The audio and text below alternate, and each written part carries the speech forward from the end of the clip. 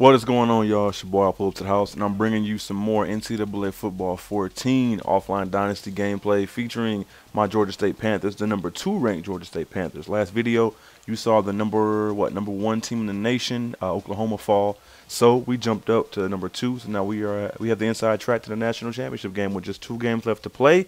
One of those games is going to be today against Arkansas State, one of my final 2 games in the Sun Belt Conference this year. And let's get it. The Red Wolves of Arkansas State. I remember a couple years ago on NCAA 12, they had like 3 running backs that were all 90 ratings, which is pretty cool. But fortunately for me, they don't have any 90s this year at running back. So we're gonna do our best just to get at them. You know, try to get a big win, just so that nobody can leap over us. No one-loss team can leap over us to take the number 2 spot away from us. So let's get it. Now we won the toss, and I tried to change it up a little bit. I decided to kick off just to keep things fresh, I guess. And look at this hit right here, bam! Just laid that dude out, Kelvin Alexander. Let me know when you wake up, bruh, because I just laid that ass out. Let's go. Now the Red Wolves, they had a nice drive to get things going, so they're setting up already in the red zone. You know, they did a lot of no huddle, some running plays, a few passing plays here and there.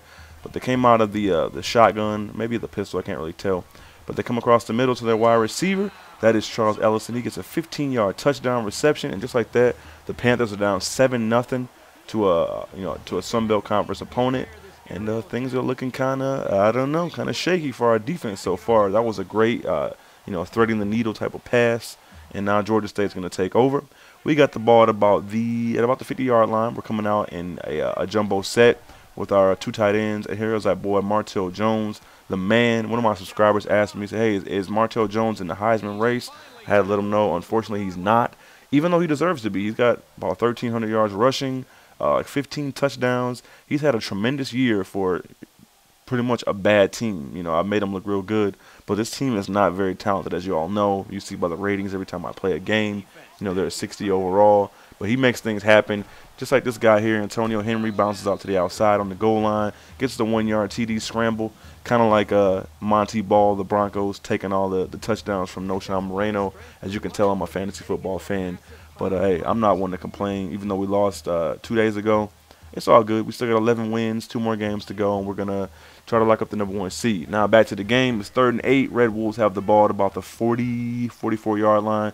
And I rushed one guy. He gets after the quarterback, Rufus Banks.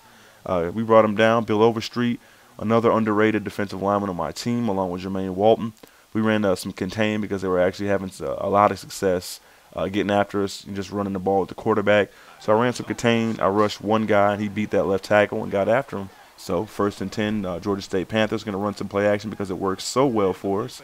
Justin Royal scrambles out of the pocket. Look at this double spin move by Martell Jones. Would end up being the final play of the first quarter, I believe. A 10-yard gain. He earned it because those moves he was putting on were looking real nice. So after 1 quarter, it's tied 7-7. Georgia State has the ball, and we're looking to score, take the lead, and get some momentum going into the half. So let's see what happens because we definitely don't want to trail anybody. We don't want to give the voters any kind of reason to hold us back from getting to the national title game if we win our last 2 games, of course. Now, 2nd quarter begins, and here's one of our unsung heroes, Sheldon Jefferson, breaking tackle after tackle. Broke 2 or 3 on that play, 19-yard reception. This guy's going to be a 1,000-yard receiver. He's very underrated. Kind of reminds me, I keep referencing the Broncos because they're my favorite team in the NFL. He reminds me of Eric Decker because he's unheralded. Demarius Thomas is good. Wes Welker's awesome.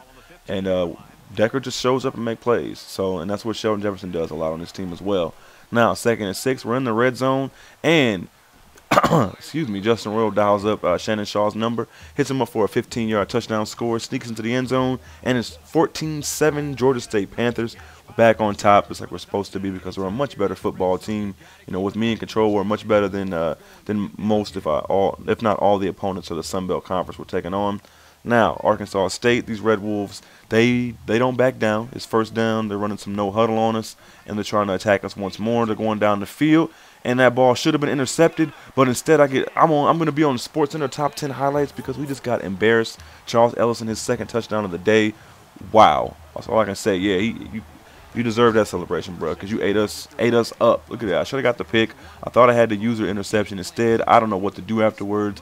So I try to strafe and set up a hit stick tackle. Instead, I'm tackling way behind him, He loses all the defenders and scores a huge touchdown. Pretty embarrassing. uh, I don't even know. Words can't even describe how embarrassing that was, just to get beat like that for a big play by a CPU playing for Arkansas State. But I got to bounce back because we need some points for the half. Because since I kicked it off, they're going to get the ball first. I want to get on top and have a lead going to the half at least. So Dallas McKinney gets the first down. Now, a few plays later, 45 seconds to go in the first half. We're going to run some more play action because it works so well for us. Finding that man again, Sheldon Jefferson, who cuts up the field and is going to score a long 35-yard touchdown, setting the team record for most touchdown receptions in the season with 7. You know, not a huge number to beat, but still it's quite an accomplishment for a team like Georgia State to have records just fall week by week. I think Justin Royals actually closing in on the all-time career record in passing yards despite only playing one season, which is just outrageous to me. But hey, what can you do? We would take that 21-14 lead into the half. We got plenty of things to build on. The offense looked fantastic. The defense, I don't know. They need to step things up because they were getting embarrassed. So they did get the ball first. After a quick 3-and-out, we got the ball back. We're facing a third down. Going outside, finding Sheldon Jefferson again, who almost cut back and broke loose. 23-yard catch, setting up another first down. This time in the Red Wolves territory. We're looking to get a TD and go up by 2 scores. You know, I'm always hunting for the touchdowns. A field goal is nice, but the TDs, they mean much more to me, to be honest, because, you know, they're worth more, obviously. Now, 3rd and 11. Not very many plays, you know, in the playbook for a team like Georgia State, but this is one of my favorites because the running back always seems to get open out of the backfield, getting in the flat and then picking up the first down, just wide open, setting up a 1st and goal. Antonio Henry, big catch for 22 hard-earned yards. Now, 2nd and goal, we're going to that man, Martell Jones, the beast, the legend, the hard-hitting running back who just jukes in, runs back out, and gets to the end zone for a touchdown. As you see, we were over 150 yards rushing.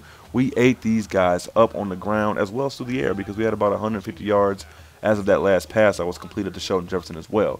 So, 2-touchdown lead, and we're looking to put this thing away. Another 3-and-out. Now we got the ball back again. 3rd and 26. Again, definitely not too many plays for this kind of a third yardage to go situation. So Justin Royal decides to scramble out of the pocket, throws it down the field, finds a wide open Jeff Smith. Every video, it seems like this guy's making plays, breaks 2 tackles, almost had a big touchdown, but we'll settle for the 50-yard reception instead. 220 yards passing for Justin Royal on just 10 completions.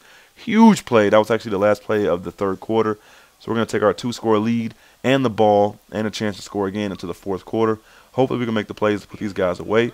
Shout out my boy Crispy Swag, you know, another cool kid on my friends list. You know, a lot of guys been adding me lately, you know, just because I don't know, they enjoy my commentaries, and I'm a real chill guy to chat with, you know, on Xbox Live, just because I like to have fun. I rage sometimes, but it's not a big deal. Anyway, 4th quarter has just begun. 3rd and goal. They're bringing the blitz, and we almost beat it, got the touchdown, but instead Dallas McKinney is stopped just about a yard or 2 shy. But you know us, we're going to go ahead and go for it, try to put this game out of reach, effectively end this game. You know, we don't respect this team.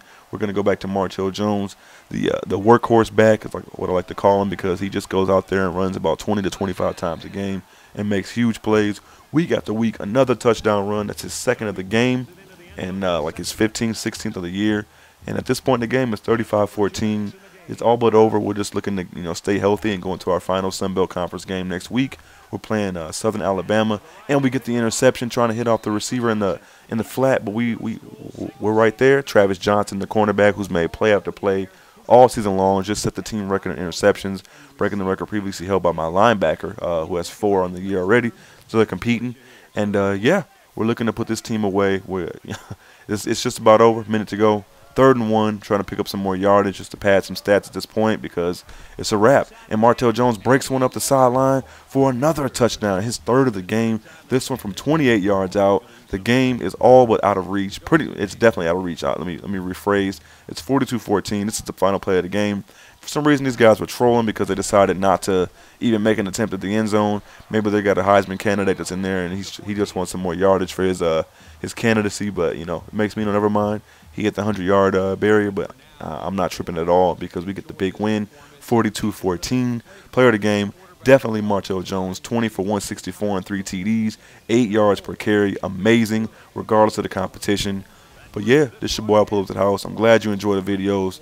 I want to say a quick shout-out to all you guys. I just hit over 900 subscribers, and I'm actually getting a few offers to partner up with some different, you know, partnerships or whatever. So I'm considering all my options and just hoping to make the right decision. And yeah, thank you guys for so much support. I appreciate it.